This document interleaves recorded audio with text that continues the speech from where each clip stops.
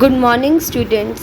कल हमने इकोनॉमिक्स का चैप्टर 3 स्टार्ट किया था, थ्योरी ऑफ कंज्यूमर बिहेवियर, जहाँ पे हमने बजट सेट बजट लाइन किया था, जो हमें बता रहा था कि एक कंज्यूमर की कैपेबिलिटी कितनी है, मतलब वो कितनी मात्रा में सामान खरीद सकता है।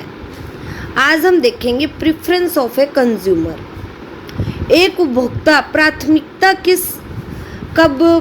किस चीज़ को प्राथमिकता देता है, यानी कि अपनी प्राथमिकता का निर्धारण वो कैसे करता है। हम यहाँ पे यही अज्यूम करके चलेंगे कि हमारे पास दो प्रोडक्ट हैं, दो आइटम्स हैं, दो वस्तुएं हैं जिनको एक कंज्यूमर कंज्यूम कर रहा है।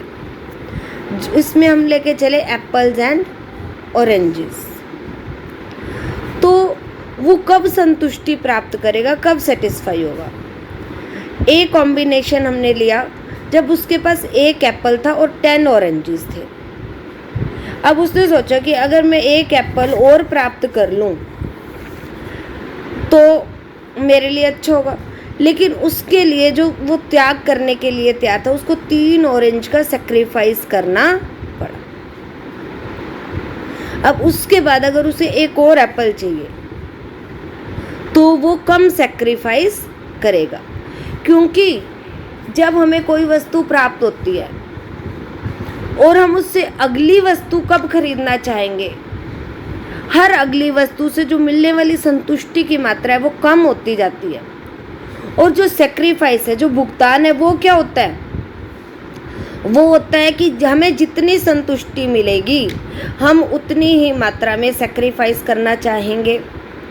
फॉर एग्जाम्पल, हमें बहुत तेज प्यास लगी है तो हम पानी के लिए कोई भी कीमत देने के लिए तैयार हो जाएंगे, लेकिन अगर हमें प्यास ही नहीं है तो हम अधिक पानी या हम पानी को महत्व को नहीं समझ पाएंगे। तो ऐसे जब एक एप्पल उसको मिल गया, फिर अब नेक्स्ट एप्पल के लिए वो क्या सोच रहा है कि मैं सिर्फ 2 ऑरेंजेस का ही सेक्रीफाइस करूँगा। उसके बाद नेक्स्ट एप्पल के लिए वो सिर्फ एक ऑरेंज का ही त्याग करना चाहेगा। तो ये सभी प्राथमिकताएं उसने निर्धारित की हैं, तो इन सभी पे वो क्या है, संतुष्ट है, इनडिफरेंस है, मतलब इनमें से किसी भी कॉम्बिनेशन को प्राप्त करके वो बराबर संतुष्टि प्राप्त करता है। इसीलिए ही इसे हम इनडिफरेंस सेट कहते हैं। In terms of satisfaction level, combination जो ए है, 1 apple plus 10 oranges is equal to combination B is equal to combination C is equal to combination D. इन सभी पे वो बराबर संतुष्टि प्राप्त कर रहा है, और इन सभी से जो आपके कॉम्बिनेशंस हैं इसे हम इंडिफरेंस सेट कहते हैं।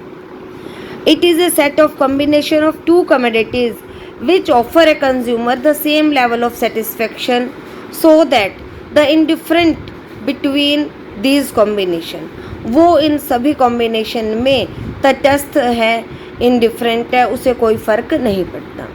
लेकिन ऐसा होता क्यों है?